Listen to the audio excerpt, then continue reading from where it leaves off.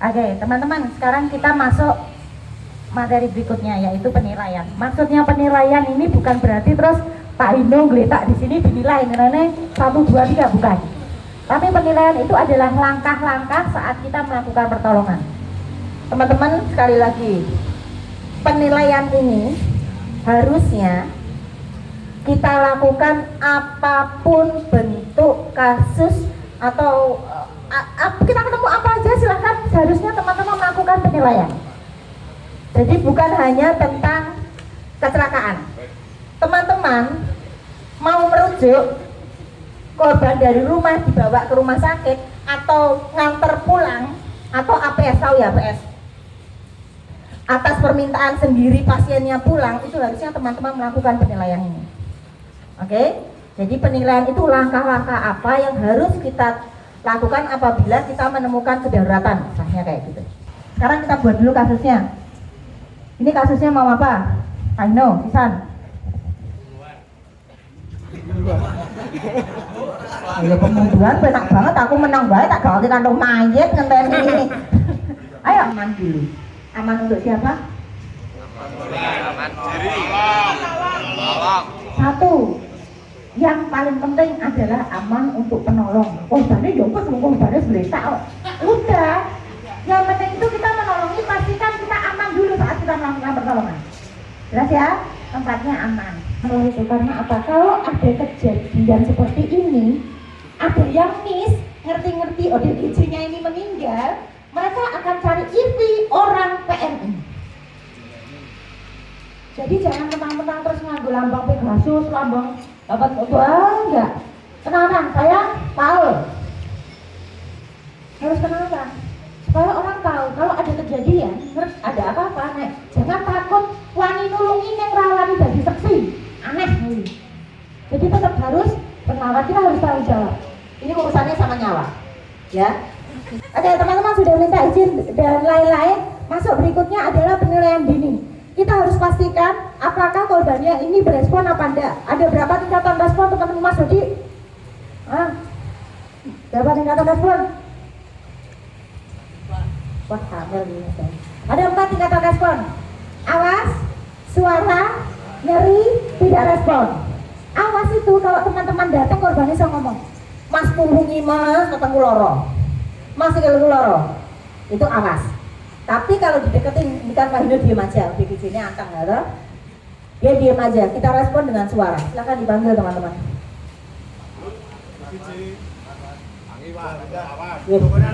Oke, perhatikan. Iya, ulangi. Oke, teman-teman perhatikan. Kalau merespon suara itu, nah, pundaknya yang dipanggil, jangan, tidak boleh melakukan ditampar. Oke, jangan ditampar, kan kadang-kadang kita tuh berpikir mas buku ditantangi. Teman-teman, kenapa saya tidak menyarankan untuk merespon suara dengan dipukul pipinya, walaupun menurut kita itu bukan nampar, tapi warga pukul pipinya itu karena apa? Sekarang eranya gadget, sedikit-sedikit di foto atau di video. Ya kalau tiba-tiba ODGJ-nya meninggal, nanti langsung ini loh bapak langsung jenggotan gitu, ngambil tulisan, nah kena lagi. Hati-hati, karena kita tuh sebetulnya ada pasalnya. Pelaku pertolongan pertama itu sebetulnya kita nggak boleh sembarangan. Ya 532 itu kita kelalaian kita bisa dituntut. Jadi harus hati-hati. Perhatikan respon suara. Respon suara. Perhatikan teman-teman, saat merespon suara, jangan selalu persepsinya saat Pak Febri panggil, Pak, dia akan bilang, aduh, tolong, no. Jangan persepsinya selalu itu. Tapi saat direspon suara, lihat sekilas, apakah Pak, jarinya bergerak, atau liane bergerak. Ya, berarti dia merespon, memberikan tanda. Jelas ya? Oke. Ternyata sudah direspon suara, dia nggak berespon. Tidak ada suara, tidak ada tanda-tandanya. Masuk respon berikutnya. ASN. N itu adalah nyeri. Kita respon nyeri. Respon nyeri, teman-teman boleh nyubit kayak gini.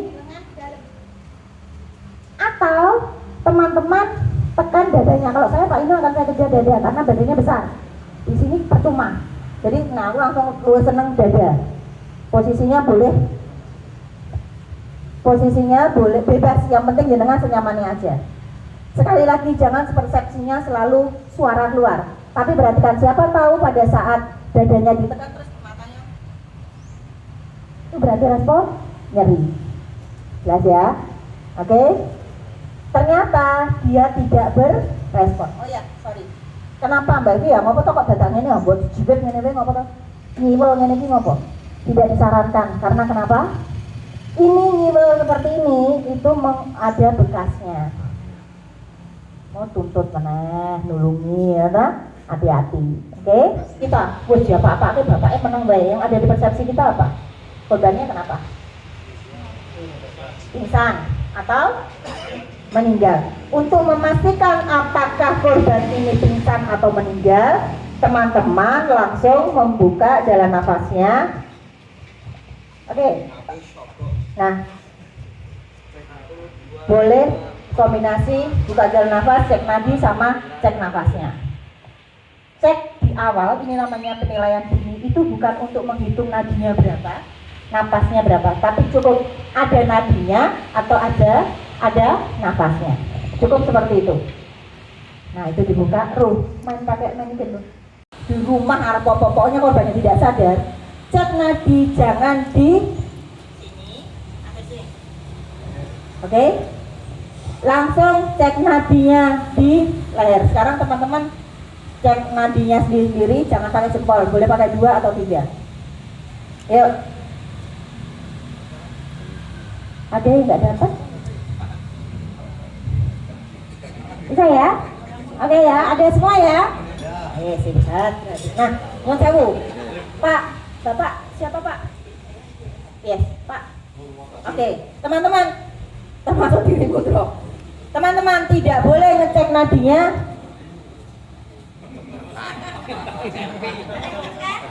No, tidak boleh.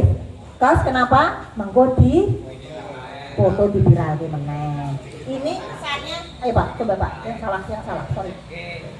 Nah, kesannya kayak kita, mana lo mau nulungi wong, ya, bisa ya? Oke, gitu ya. Pastikan dia ada nadi atau tidak ada nadi, ada nafasnya. Kalau sudah, orangnya nggak meninggal karena ada nadi, ada nafas. Sekarang pertanyaan saya, kalau ada orang yang tidak ada nafasnya, itu apakah sudah kita pastikan orang yang meninggal?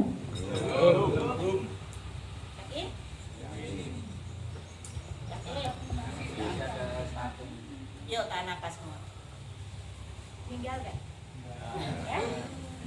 Berarti bukan nafas, tapi mau dilangin nanti coba. Saya orang video berarti dong ya. Berarti kalau orang itu meninggal bukan masalah nafasnya, tapi nadinya, gitu loh maksud saya. Ya, makanya kenapa kita tuh nggak bisa langsung bilang korban meninggal. No, korban henti nadi. Nah, kalau itu meninggal itu langsung jangan nafas. Nek nadi ini wis ora ono, gitu loh. Berarti ya wis ikuti tinggal henti nadi, henti nafas. Nadi, kalau meninggal itu nadi. Jadi jangan langsung meninggal, tidak boleh.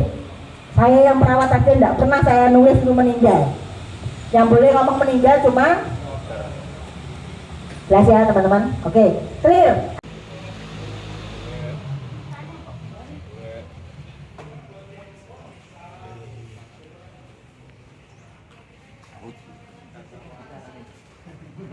Apa pemeriksaan fisik?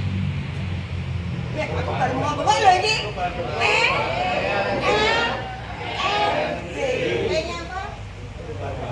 Tahu ya, semua kan tadi udah tahu anatomi kanan dan kiri dan lain-lain. Lihat ada perubahan bentuk enggak? Ya, PL. L-nya apa? Luka. Luka itu kita bisa lihat dengan langsung. Ya, mata kita melihat. Terus PL N-nya nyeri hanya bisa kita lihat kalau korbannya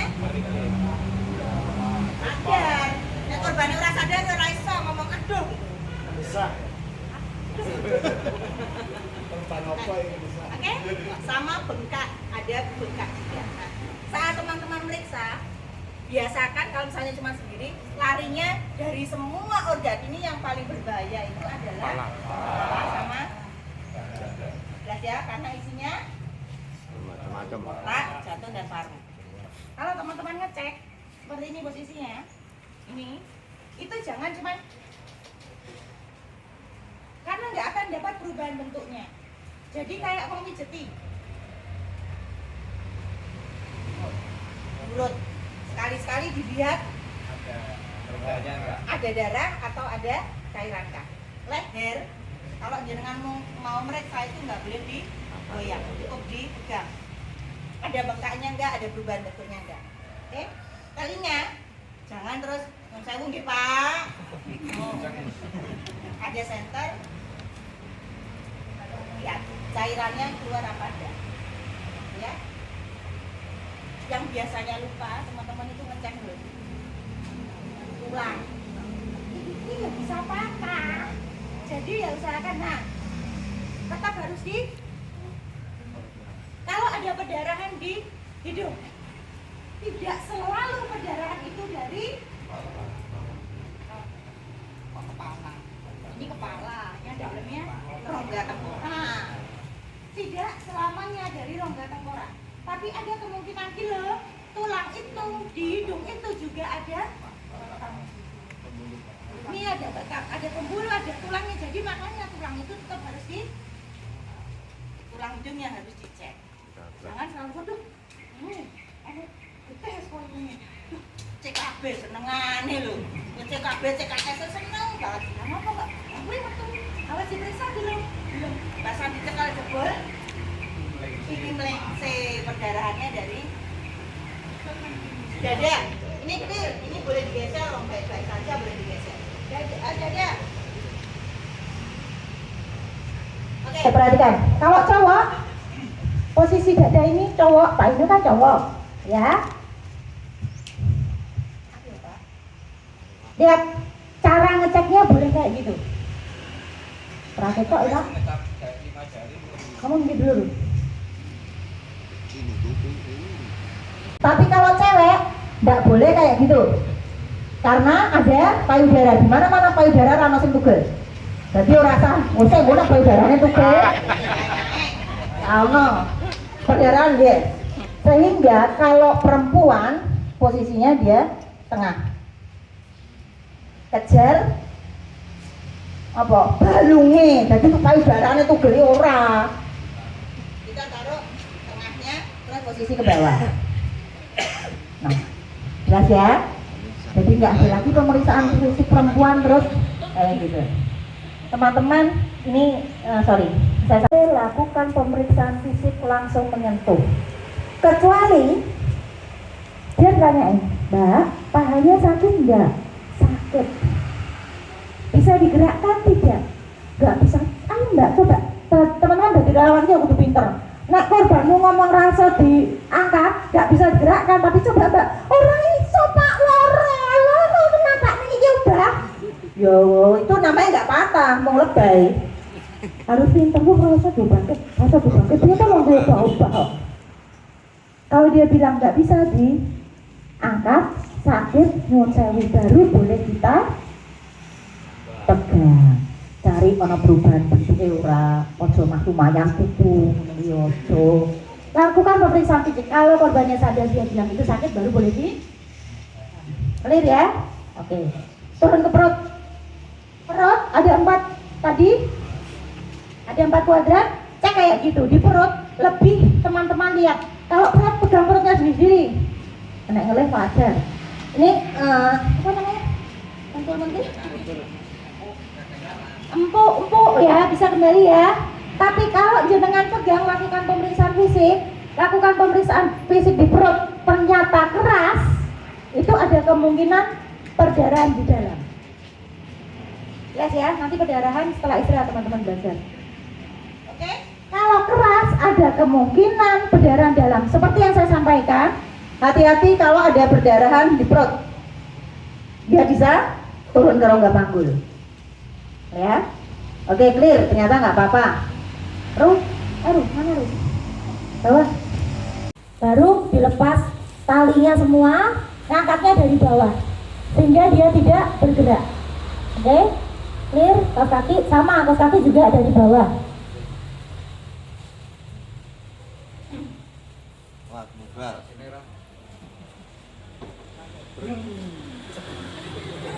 Iya ya, oke. Sudah diperiksa tadi, yang belum diperiksa bagian mana? Dua ini.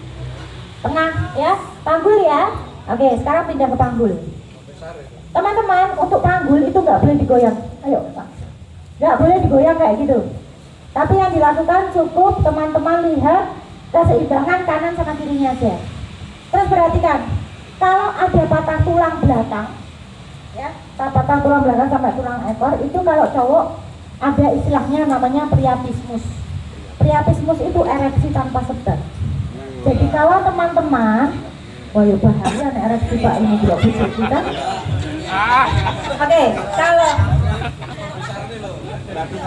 teman-teman perhatikan, kalau menemukan korban, ya, misalnya dia jatuh, posisinya jatuh, jenengan nulungi, baru posisi di sini, jenengan dia ereksi, jangan langsung mau betul bapak ibu malah ereksi. Hati-hati, justru itu yang hati-hati, karena ereksi tanpa sebab atau priapismus itu adalah salah satu ciri dia mengalami patah tulang. Oke, teman-teman yang tahu isi ambulan ini jenengan, yang punya ambulan itu jenengan. Alat apa yang ada di dalam ambulan itu jenengan. Kalau sudah tahu ada patah tulang belakang, nek orang duwe long spinal, nggak punya neck collar, nggak punya long spinal yang kayak gitu. Kalau di sini warnanya, di tempat kami warnanya orange, ya ojo diangkat, ojo gagah-gagahan duwene neck collar, punyanya skop diangkat. Sekali lagi iki urusane nyawa. Oke, bapak orang meninggal loh. Ya meninggal, tapi akibatnya dia bisa cacat. Jelas ya. Terus ngapa aku bawa ambulan masa aku orang angkat? Rasa gaya. Nek ra duwe alate yo njaluk tolong ambulan yang lain. Gitu loh maksudnya. Ya gak usah malu kalau masyarakat ngapa ora diangkat. Ini nggak bisa saya angkat pakai ambulan saya. Ya masyarakat diomongi. Minta ambulan memang yang ambulan emergensi. Kalau kita merasa ambulan kita bukan ambulan emergensi, rasa gagah-gagahan. Jelas ya? Oke.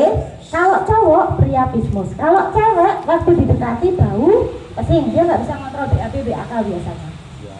Kalau udah ada posisi kayak gitu, kalau dia sadar, coba tanyain, jiwit mawon, jangan jiwit, kerasa nggak? Pasti dia akan bilang nggak kerasa bagian bawah itu. Kalau udah mati, kerasa. Jelas ya? Oke.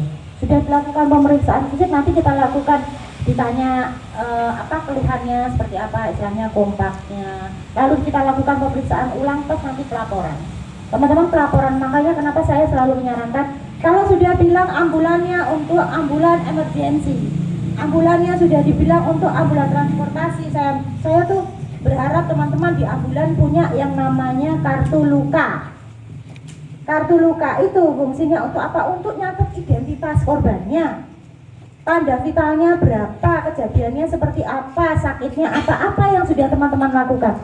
Jadi jangan cuma ngelebok ke pasien belum, dah, mau tahu deh, aku ngoto. Ya harus kita bisa, kita tuh harus istilahnya ya umum